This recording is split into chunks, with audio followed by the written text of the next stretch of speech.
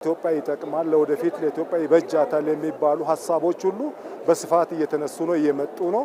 ይሄ ደግሞ ጥሩ አቅጣጫ ይዞ እየሄደ ያለ መሆኑ ገብቶኛልና ስለዚህ እኔም ሐሳቤን ማንም ሳይከለክለኝ ለኢትዮጵያ ይበጃታል ለኢትዮጵያ ይጠቅማታል የሚለውን ይሄንን ሐሳብ እኔም እያስቀመጥኩ ነው። ምክክር ጥሩ ነው። ኢትዮጵያ ትልቅ እድል ገጥሟታል። በእንደዚህ መልኩ ኢትዮጵያ ሄዳ አታውቅም።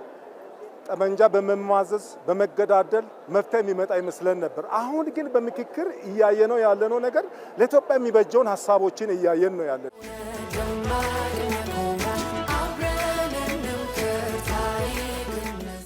ውይይቶች ላይ አብዛኛውን ሞር መደማመጥን ሌሎቹ የሚያነሱትንም በመስማት የራሴን ብቻ ሐሳብ ይቀበሉን ሳይሆን ሌሎቹም ከአጎራባች አካባቢም በጣም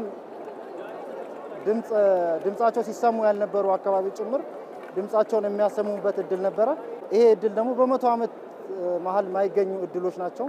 ለትውልድ ስንወያይም ስናረግም የኔ ሳይሆን የኛ ሊያረጉ የሚችሉ የጋራ ሐሳቦችን ነው በጋራ ስናነሳ የነበር ነው።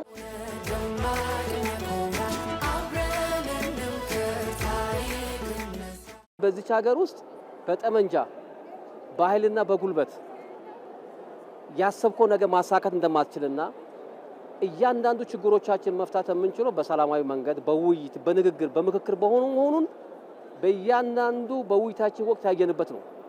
ለምሳሌ እኛ ይሄ ውይይት ከጥቃቅን ቡድን ይጀምራል። ከዛ በኋላ ንዑስ ቡድን ይላል። ከዛ ስልታዊ ቡድን ይላል። ከዛ የሥራ ቡድን ይላል።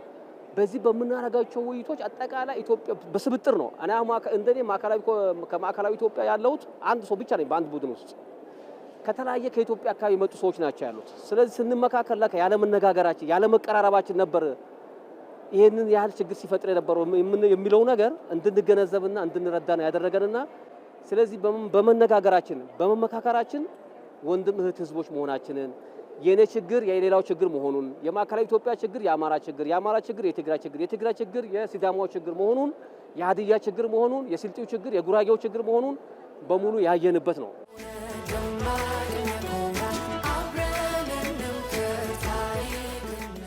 ሂደቱ ሰላማዊ እና አካታች እና ግልጽ ፍትሃዊ በሆነ መንገድ ሐሳቦቻችን እንድናቀርብ ምቹ ሁኔታ ተፈጥሯል። እስከዛሬ ድረስ የነበረው የትውልዱ ዕዳ ተሸካሚዎች ነው።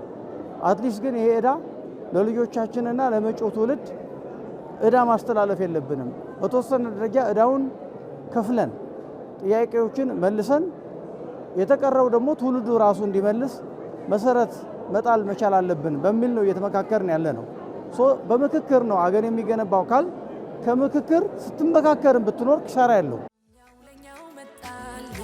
መድኃኒት ለመመንደው ያችልና በሽረት ለነገ ማለፊያ ጀንበራችን ትውጣ